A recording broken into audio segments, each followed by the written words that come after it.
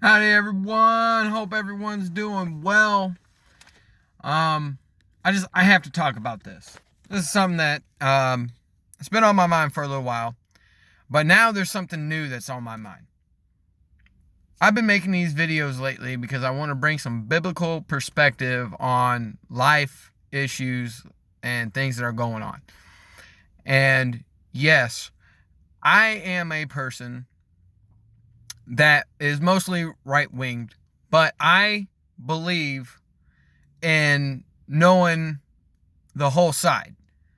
I'm not a believer of only listening to conservatives, but I believe also I got to hear a point of a liberal. I have to hear a point of a conservative. I got to hear the whole thing so that I can generate my own opinion. So here's the thing. I am now really kind of sickened by Netflix. They are justifying their movie Cuties, and so is Hollywood. And I've heard their points. John Cooper, he laid it out on his podcast, Cooper Stuff. I love his stuff. He read their points. He read how they were trying to justify it. And I completely understand it. I see what they're trying to say. But at the end of the day, these are still young girls. I mean, not even out of middle school, for crying out loud, dancing provocatively and showing their stuff like they're grown females. And now being a married man and being a Christian, I would even argue that's bad for adults. If you're a Christian, you probably should think twice about wanting to show your booty on camera, shaking your butt, or what have you. I believe that as a Christian. I really do. So I'm against it. But knowing that and what I believe, and knowing that you, as an 11-year-old girl, you're dancing that way, maybe that movie is not trying to promote pedophilia, but it's not going to help the situation. There's no way you can tell yourself that you're seeing these young ladies, these young girls, dancing like that, and not go, I wonder if people watching this are all just going, yes, congratulations, these young girls are just embracing their feminism and their sexuality, and so they're let's celebrate that. Can you really believe that that's all that's really going on when there are still men and women out there that have not been found, that have probably touched little kids or touched themselves while watching little kids? There's no way you can watch that and not think that could happen. And I'm sorry, I know I'm yelling. It's disappointing to me. And I canceled Netflix. My wife kind of hated that, not because she didn't agree with me, but because it's stuff we can watch. But at the end of the day, I can't support that. Jonathan Cooper is canceled. My sister has canceled her Netflix, and I'm proud of her for that.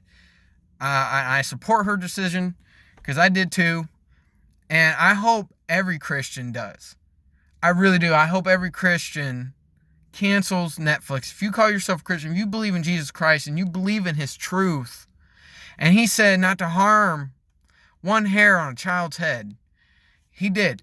And to me, they may not be harming these girls, but they could potentially be harming them. I mean, we got sex trafficking going on. There are girls that age that are getting stolen from their families and sold.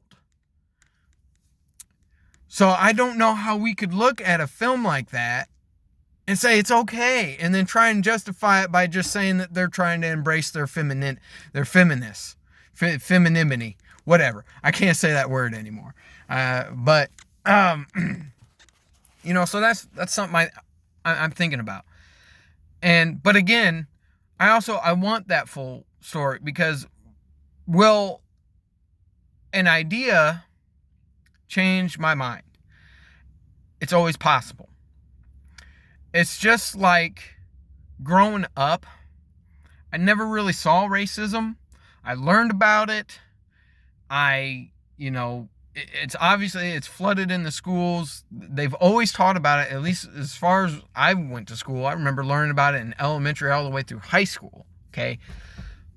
But I just never thought it was really a thing in my schools that I went to, because my schools were diverse. And so was the teaching. Was there more white teachers than not? Absolutely. But it was still diverse. And same with the student body. It was diverse. Every school I went to was diverse. So to me, I never viewed racism as something that is that prevalent. But I knew it existed. But now I'm a Christian, and I know it exists. And to me, it's sad. It's something that shouldn't be around, and that's for in every single ethnic group out there. No white person should hate a person of color, and no person of color should hate a white person, because you're just showing the same exact thing. It's racism, just on the other side. It's still racism. But regardless, as a Christian, I hate racism. And I also hate that kind of sexuality, that dehumanization of females or males. I hate it. And I think as Christians, we should definitely come together as a unit and talk about this stuff. Talk about how maybe we can share Christ in this world to reach some of these people that, see the view of Hollywood, especially when it comes to not only sexuality, but the Black Lives Matter movement. And I'll say this: Black lives absolutely 100% do matter. And if you don't agree with that, and you want to say all lives matter, I say that's fine. I agree, all lives do matter. But reading in a blog that I read from a pastor, and he talked about, agreeing with the saying that Black lives matter, and reading it, I agreed with him 100%. We should be okay with that, the saying. And I do. I stand up for the saying. I believe every life matters, and that includes black people. That includes everyone. So, and I think as Christians, we really should think that way. We should think as one as Christ, because we are one in Christ. And I think that's so important. And I hope, I really do, I hope that as Christians we can come together and we can see that. But I urge you, the Bible gives us the full story. The Bible paints the full picture, the big picture. We see everything we need to see in scriptures. It points it out.